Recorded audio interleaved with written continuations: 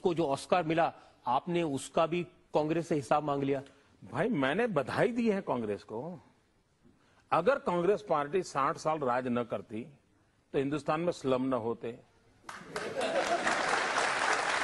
Slum न होते तो स्लम डॉग फिल्म न होती, फिल्म न होती तो ऑस्कार न मिलता। तो मैं कांग्रेस को बधाई देता हूं, उससे भी उनको बेचैनी होती है, मैं क्या करूं।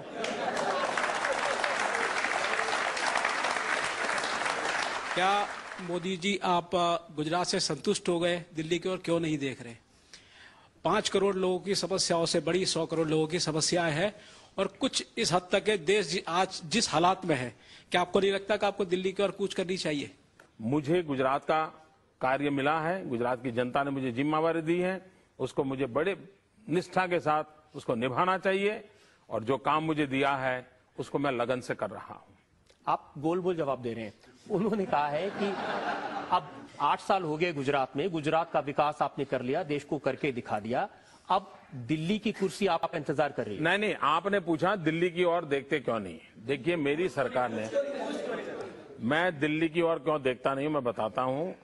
ये दिल्ली में बैठी हुई सरकार गुजरात को कोई मदद नहीं करती है, उतना ही नहीं रोडें अटकाती है, और इसलिए मुझे दिल्ली की ओर, इस सरकार की ओर देखने की जरूरत नहीं है।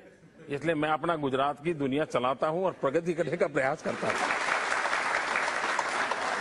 अब मैं आपसे साफ साफ पूछ लेता हूं, लोग ये जानना चाहते हैं कि क्या नरेंद्र मोदी भारतीय जनता पार्टी की तरफ से प्रधानमंत्री पद के उम्मीदवार बनेंगे? मैं आपको साफ साफ पूछना चाहता हूं, अब तक आपने साफ साफ पूछा क्यों नहीं? मैं ब्रेक में रुकेंगे और ब्रेक के बाद आपकी अदालत में नरेंद्र मोदी पर जनता के मुकदमे का एक और 26/11 की घटना के समय आप इंचार्ज होते तो क्या कर सकते थे? पाकिस्तान को उसी की भाषा में जवाब देना चाहिए कि लव लेटर लिखना बंद करना चाहिए।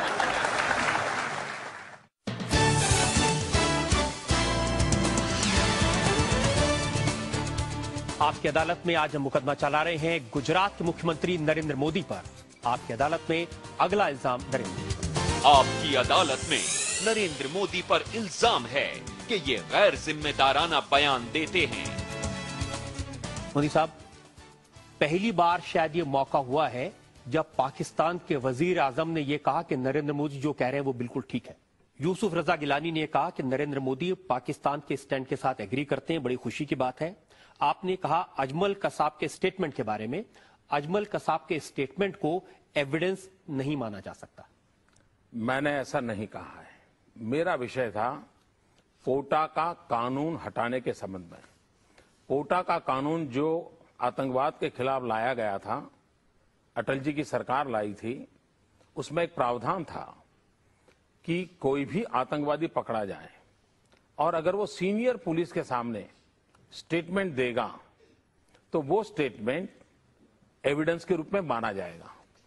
अब आप मुझे बताइए कि ये जो मुंबई पर पाकिस्तान ने हमला किया है, उसकी षड्यंत्र कहां हुआ, मीटिंग कहां हुई, उसका कोई एविडेंस आपको मिलेगा?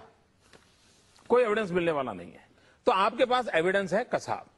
अगर आपके पास पोटा का कानून होता तो आप आसानी से उसको एविडेंस मान सकते थे, और भारत सरकार ने पोटा का कानून हटा करके ये जो ताकत थी आतंकवाद के खिलाफ लड़ने की, उसको खत्म किया है।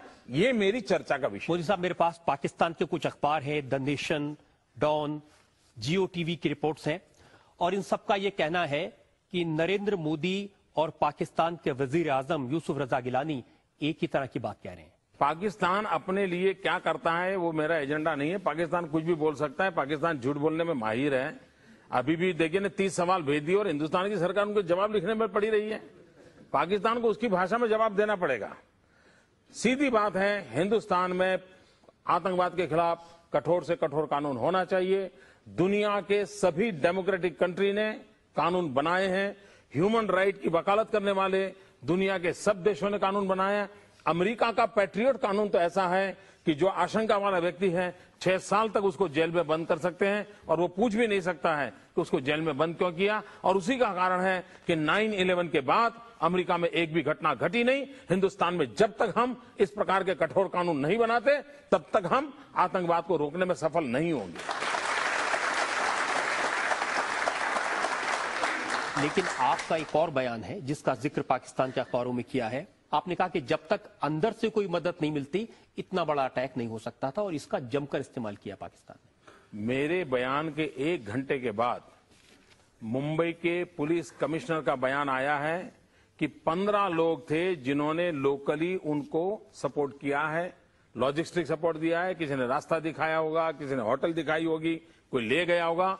ये मुंबई पुलिस कमिश्नर का बयान है और मेरा भारत सरकार को यही कहना है, अभी भी कहता हूं, दोबारा कहता हूं कि पाकिस्तान पर दुनिया भर के अंदर इस मुद्दे को लेकर के जितना सच्चाई कह सकते हैं करना चाहिए, लेकिन साथ साथ हिंदुस्तान में वो कौन लोग हैं जो पाकिस्तान से आकर के घुसे हुए हैं या हमारे हिंदुस्तान के हैं जो इस प्रकार से पाकिस्तान को मदद की है, उनको नंगा करके निकालना चाहिए और उनको फांसी के तख्त पर चढ़ाना चाहिए।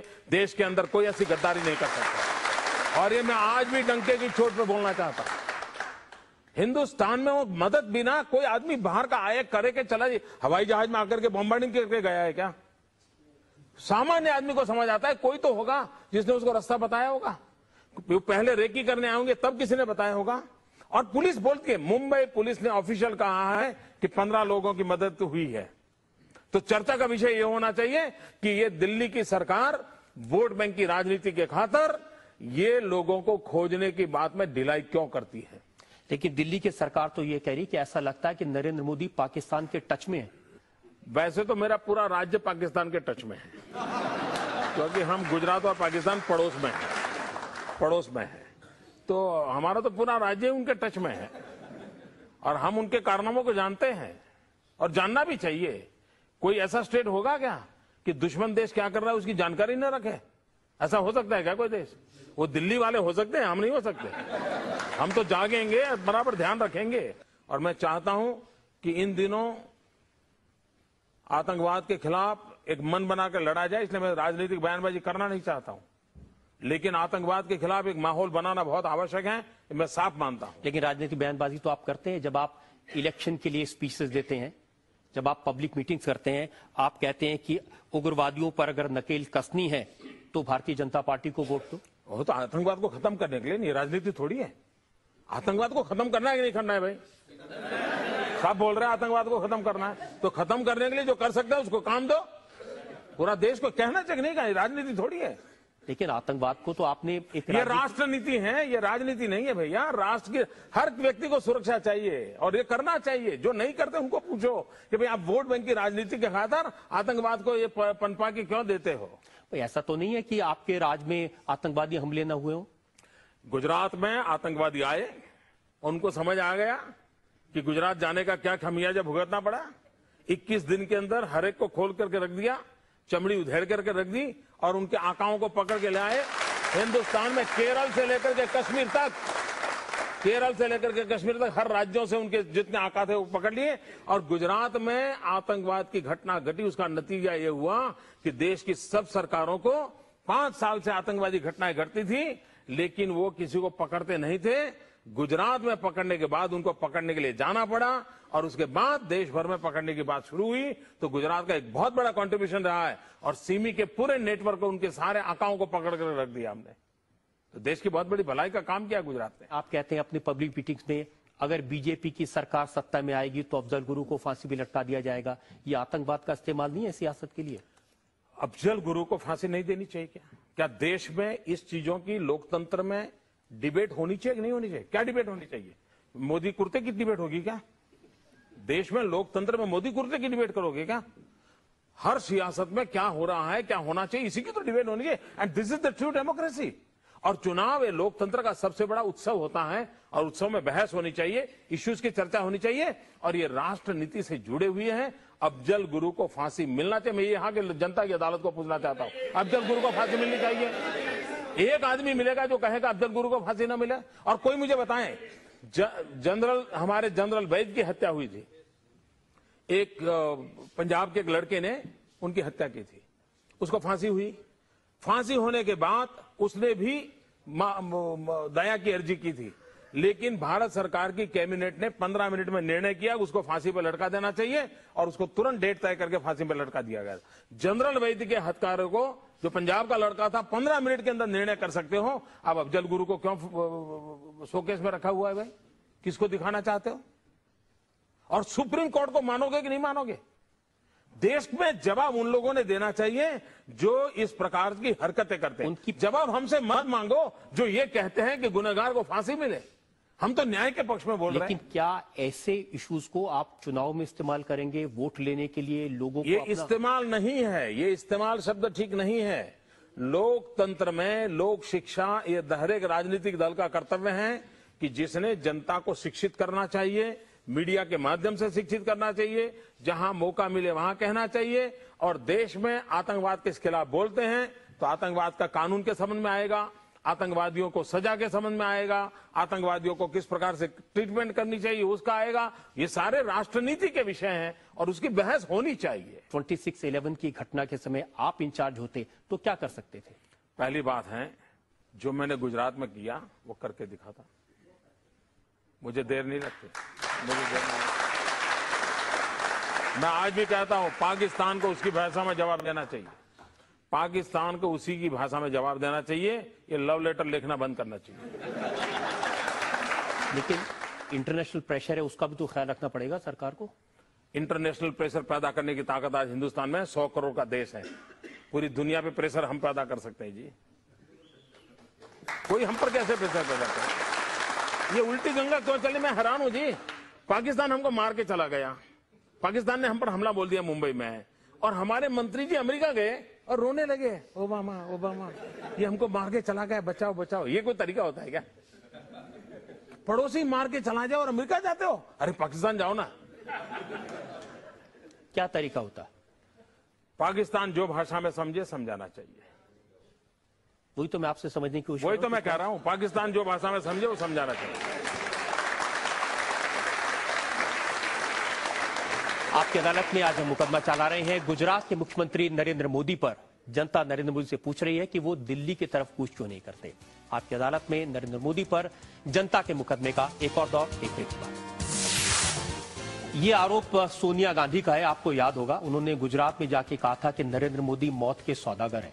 हकीकत तो थी मत के सौदागर।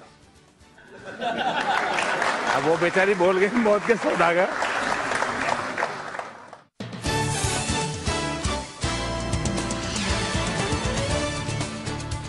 आपकी अदालत में आज जनता के इल्जामात और सवालात के घेरे में है गुजरात के मुख्यमंत्री नरेंद्र मोदी।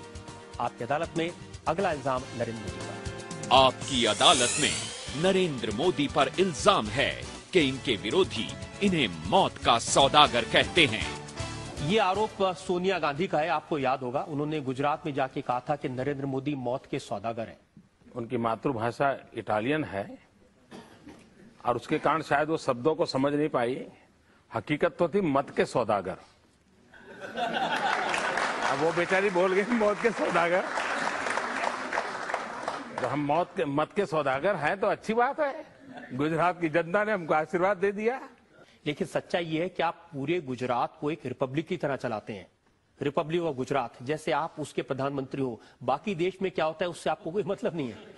पहली बात है कि मैं भारत के संविधान को समर्पित हूं और भारत के संविधान में जो व्यवस्था है उसी के तहत मैं गुजरात चलाता हूं।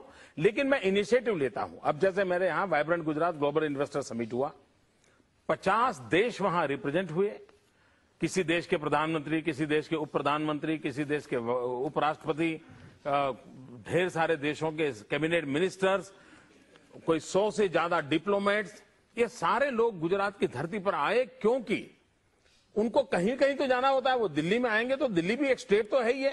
अब वो गुजरात आए, इसका मतलब ये नहीं है कि मैं कोई देश से अलग हूं। और गुजरात का जिम्मा है कि वो जितना अच्छा हो सके करें, पूरे विश्व के अंदर गुजरात की अच्छाइयों के माध्यम से देश की अच्छाइयों को पहुंचाए। ऐसा लग रहा है कि आप लोगों का ध्यान सांप्रदायिकता से हटाकर अब विकास की तरफ डालना चाहते हैं, फिर इस पूरे एजेंडे को बदलने की कोशिश कर रहे हैं। मैं ग्लोबल गुजरात बनाने का प्रयास कर रहा हूं। मैं चाहता हूं कि दुनिया में गुजरात का डंडा पीटता रहे, गुजरात की ओर दुनिया आकर्षित हो। मेरा ये दायित्व है, वो मुझे करने का गर्व है। पूरी दुनिया में रिसेशन है, हर जगह लोग की नौकरियां जा रही हैं, हर जगह लोग की तनख्वाहें काटी जा रही हैं। तो गुजरात में विकास की बात करना, गुजरात में 25 लाख नौकरियों की बात करना, गुजरात में 12 लाख करोड़ की बात करना, ये स्टंट नहीं है। जबकि गुजरात में हमने vibrant Gujarat global investor summit किया, 12 लाख करोड़ रुपया की इन्वेस्टमेंट का एमओयू साइन होता है। 25 लाख नौजवानों को रोजगार की संभावना खड़ी होती है। इस विश्वास के साथ गुजरात बोलता है और मैं देशवासियों को कहना चाहता हूं, रोजी रोटी के लिए गुजरात एक ऐसी जगह बनेगी, देश का कोई भी नौजवान अपना भविष्य आजमाने के लिए गुजरात की धरती पर आ सकता है। आपके विरोधी तो कहते हैं कि नरेंद्र मोदी एजेंडा बदलने की कोशिश कर रहे हैं। मेरा एजेंडा है विकास, मेरा एजेंडा रहेगा विकास, और मेरा एजेंडा विकास है जिस पर गुजरात की जनता ने मोहर लगाई है, 3-3 बार मोहर लगाई। मोदी साहब ने बहुत कोशिश की आपसे दिल्ली की बात करने की, लेकिन सच ये है कि नरेंद्र मोदी दिल्ली बहुत कम आते हैं। जब दिल्ली आते हैं तो यहां रात नहीं बिताते हैं, वापस अहमदाबाद चले जाते हैं। लेकिन आज हमने आपकी अदालत में नरेंद्र मोदी पर इल्जाम लगाए, गुजरात के नए एजेंडे के, नरेंद्र मोदी के नए चेहरे पर, नए इल्जामात और नए सवालात पर। आपकी अदालत में आज के जज का फैसला एक ब्रेक के बाद। आप कुछ कमेंट करना चाहते हैं जो जज ने कहा इस पर? नहीं साहब, हम तो न्याय के पालन करने वाले व्यक्ति हैं, हम कमेंट नहीं करते जी।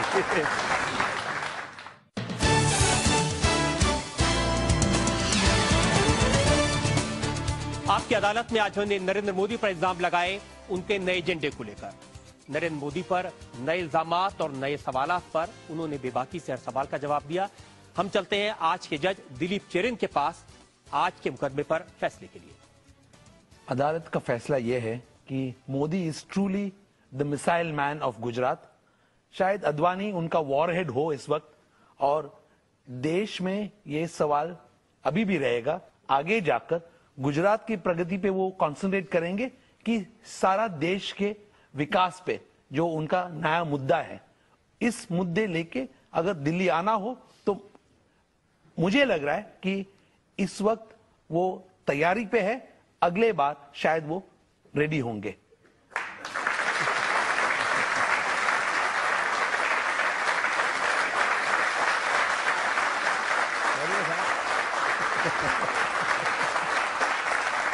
आप कुछ कमेंट करना चाहते हैं जो जज ने कहा इस पर? नहीं साहब, हम तो न्याय के पालन करने वाले व्यक्ति हैं, हम कमेंट नहीं करते जी। उम्मीद करते हैं कि कोर्ट में कुछ बोला नहीं जाता। उम्मीद ये करते हैं कि आपकी अदालत में आज के जज ने जो फैसला दिया है, शायद नरेंद्र मोदी उस पर विचार करेंगे, और इस बार नहीं तो कम से कम अगली बार नरेंद्र मोदी को हम दिल्ली में जरूर देखेंगे। तब इन पर नए इल्जामात लगेंगे, तब इनसे हम नए सवाल पूछेंगे, इन पर एक और मुकदमा चलाएंगे अगली बार।